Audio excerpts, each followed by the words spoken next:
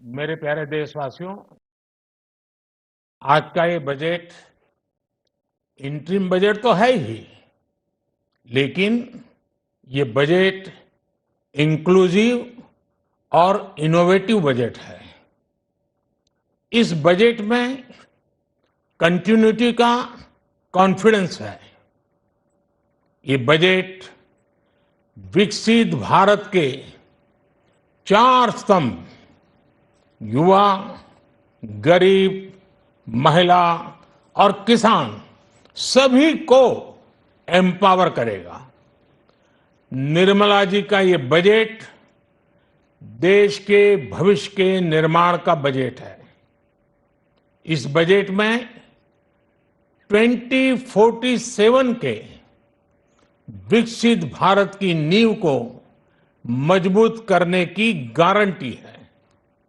मैं निर्मला जी और उनकी टीम को बहुत बहुत बधाई देता हूं। साथियों, इस बजट में युवा भारत की युवा आकांक्षाओं का, भारत की यंग एस्पिरेशंस का प्रतिबिंब है। बजट में दो महत्वपूर्ण निर्णय लिए गए हैं।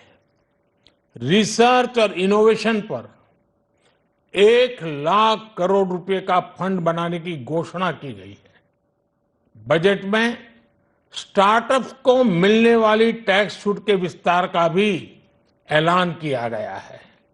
साथियों, इस बजट में फिस्कल डेफिसिट को नियंत्रण में रखते हुए कैपिटल एक्सपेंडिचर को 11,11,111 करोड़ रुपए की ऐतिहासिक ऊंचाई दी गई है।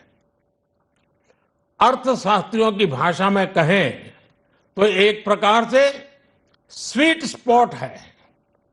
इससे भारत में 21वीं सदी के आधुनिक इंफ्रास्ट्रक्चर के निर्माण के साथ ही युवाओं के लिए अनगिनत रोजगार के नए अवसर तैयार होंगे।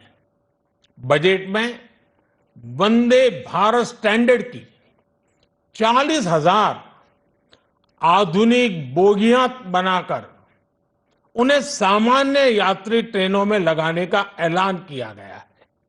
इससे देश के अलग अलग रेल रूट पर करोड़ों यात्रियों में आरामदायक यात्रा का अनुभव बढ़ेगा।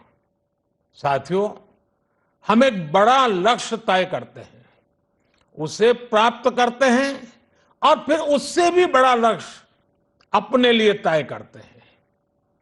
गरीबों के लिए हमने गांवों और शहरों में 4 करोड़ से अधिक घर बनाए।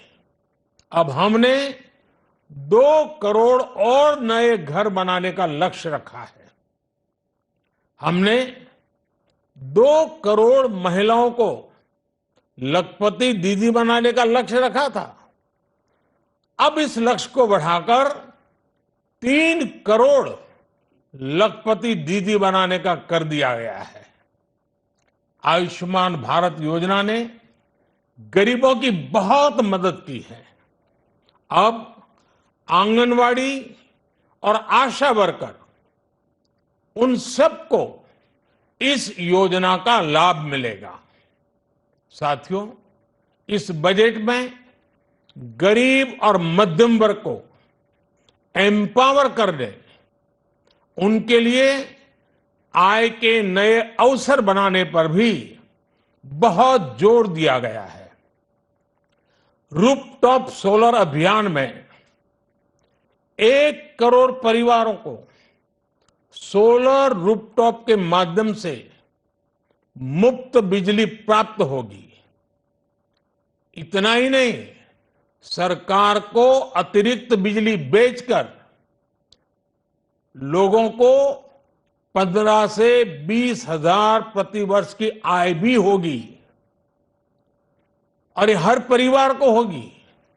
साथियों, आज जिस इनकम टैक्स रेमिशन स्कीम की घोषणा की गई है, उससे मध्यम वर्ग के करीब 1 करोड़ लोगों को बड़ी राहत मिलेगी।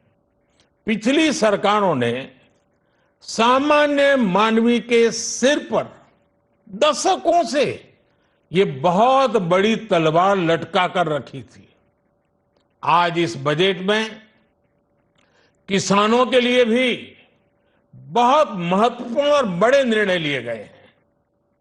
नैनो डीएपी का उपयोग हो, पशुओं के लिए नई योजना हो, पीएम मत्स्य संपदा योजना का विस्तार हो और आत्मनिर्भर ऑयल सीड अभियान हो।